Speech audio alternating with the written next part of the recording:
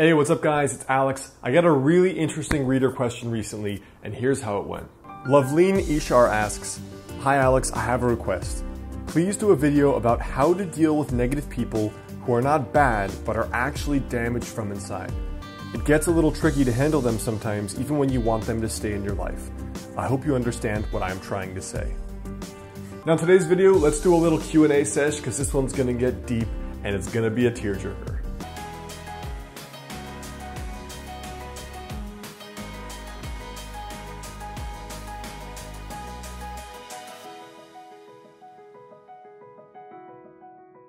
Hey guys, I'm Alex Hine, author of the book Master the Day. So this is a really important question because first of all, there's going to be a lot of people in your life that are mean, but more importantly, they're mean not just because they like being a-holes, they're mean because they're actually damaged. And when I say damaged, when I say that based on the question you asked me, I think I know what you mean.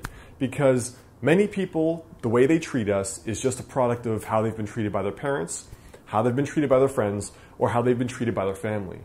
You know, I recently read this book on trauma, and this is from a physician who spent his entire life studying people that were traumatized either by childhood abuse and neglect by their fathers, sexual abuse, they were beaten, they were neglected, and they had PTSD or other issues that then began manifesting later in life. And one of the stories was so interesting to me because if you don't know a person's story and you just look at how they treat you or they treat people, it is easy to have the most boiling hatred for that person, to want to see them die, to want to hit them, even if it's the person you love or the person you're dating or you're married to. So in this one particular story, he was telling about how this guy that came back from Vietnam who went on this rampage, this killing spree, and he went into a field, he killed a farmer, an innocent farmer, he went and shot 3 kids dead in the street, and he raped a man's wife. And if you just saw this, you heard this, it's like the most repulsive, disgusting thing you've ever heard. And it would make you wonder what kind of sick bastard would do that. We should just execute him. No, he deserves more than that. We should draw him and quarter him and torture him until he dies. But when you hear why, when you understand why a person is the way they are, something opens up. And it doesn't necessarily mean you have compassion for them, but it means there's a little bit more understanding behind why they are the way they are. Now, in this case, the story was that this man was out on a break, on a patrol, I guess, enjoying some time with his friends in the rice paddy when they were all ambushed, basically killed in cold blood. And the last thing he remembers are his friends' intestines, his guts, all over his face, splashing on him. One of his best friends, his legs in the air while his face was face down in the mud, aka he was blown apart. People screaming, people dying, and every single one of his friends died that night besides him. He was the lone survivor. And so when you hear just the story, this guy raping women, killing children, killing innocent guys, it's disgusting. When you understand that he did this as a product of his trauma, it's not any less disgusting, but it makes you understand why he is the way he is. And it's funny, you know, with the stuff going on in the world today, you see things like that kid Elliot a few years back who went on a shooting spree. And he said that, you know, he filmed this video in his car. And he said, you know, I think I'm a good-looking guy. I think I'm nice. I treat women well. So why don't they like me?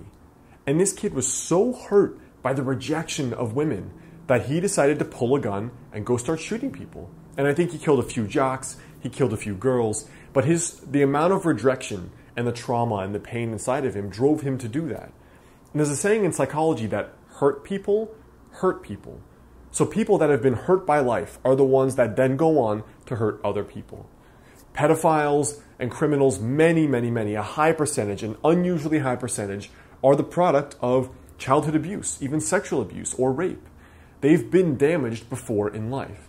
So what does all this do? What does this do for you if your best friend or your girlfriend or your boyfriend is a really bad person? They're just not a good person. They don't treat you well. And you know, though, it's because they're damaged and they've been treated poorly by one of their parents. What are you supposed to do? The very first thing that I would recommend is, if you can, try to figure out the story behind the story. You know, when I first started trying to improve my life about 5 years ago, one of the things I hated the most was that there were always these internet articles on how she lost 40 pounds in a month, how he built a 6-figure business in a year, how he wrote a book in 6 weeks. All of these get rich, happy, and thin, quick stories. And I hated them because I was a hardworking guy that was smart, and I figured I must be an idiot if I'm not getting results that quickly like all these people were.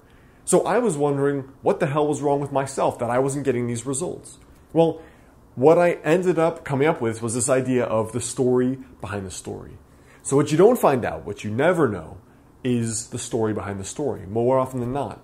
For example, I learned that one of these girls that lost 40 pounds in a month had surgery and was taking diet pills, and a year later she was even heavier. I learned that a guy that built a 6-figure business had already been a business owner for 10 years, so he knew business well. And that this guy that wrote some book in a month and a half actually had someone else write it for him. And the same is true of the people in your life that may be a-holes because they're damaged. It could just be because they're more likely, more often than not, something horrible has been done to them.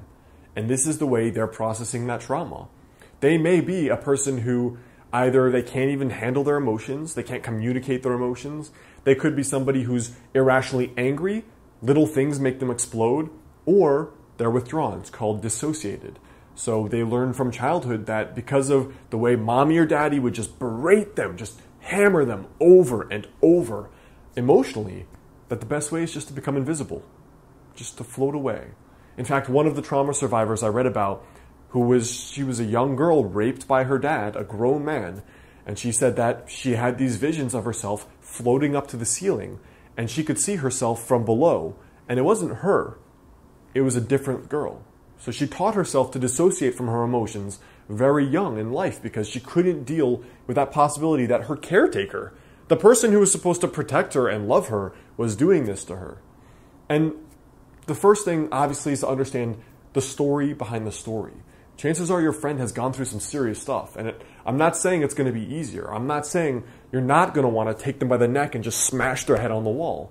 But I am saying when you understand that, it's going to make it a little bit softer. The second thing is, honestly, some of these people, they shouldn't be in your life.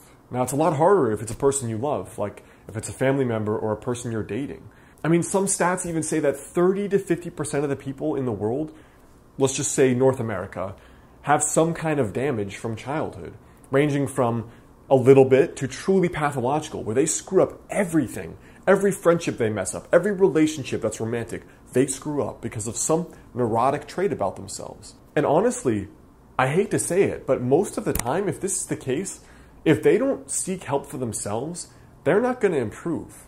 It's like when you spot someone who's so negative at the start of a relationship, whatever kind of relationship, that chances are, if they're not into self-growth and personal growth and growth goals, they're not going to get any better. They're going to be the exact same person. So if you can't deal with it now, I suggest running away fast and far. Because no matter how much you like them, that's always going to be there. That's always going to be one of their red flags, unless they choose to work on it. And that's really the most important thing. The way I vet friends and even people I date is that if a male friend, and I want him to be my buddy, or a female that I want to date, if they show self-awareness around their worst flaws, that is a good trait. Because you know that chances are they know that they've messed up something in life because of that, and they're working on it. But a lot of people don't have that self-awareness or that desire to get better. So the first option is to understand the story behind the story.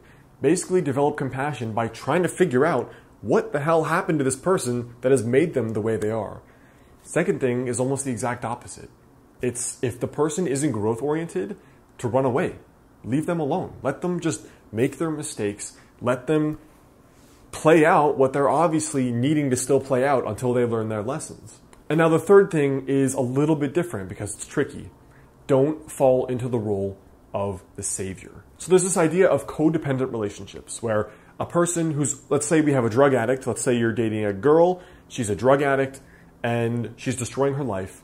You're an emotionally healthy person, and she could be a friend, or she could be someone you're dating or you're married to, and she has all these problems, and you know she's trying so hard to work on them, but it's not good enough, and you try to help fix her. You know what? You're like, all right, rehab's a good idea. You prepare meals for her because maybe she forgets to cook for herself or doesn't have food. And you take on the role of caretaker and healer. Well, this is called codependency. And it's really common in people, in relationships essentially, where one person is emotionally damaged or emotionally unavailable. Because it's easy for the other person to become the caretaker. When they love this person, they care about them, They would do anything to make them happy. But the problem is, you're trying to fix someone else's problem, and it's up to them. Because it's not a simple problem like, oh, just can you pay my rent? It's much deeper than that. These are personality traits that have caused a person self-sabotage, low self-esteem, incredible self-hatred, which manifests as other hatred. So they may project it onto you, but in reality, it's the self-hatred inside. Or they may seem or act insecure and untrusting, and they don't trust anybody. You know, maybe when they were a kid, they grew up and they couldn't trust anyone, so everyone thought they were weird. So that only ruined further ruined the isolation they have.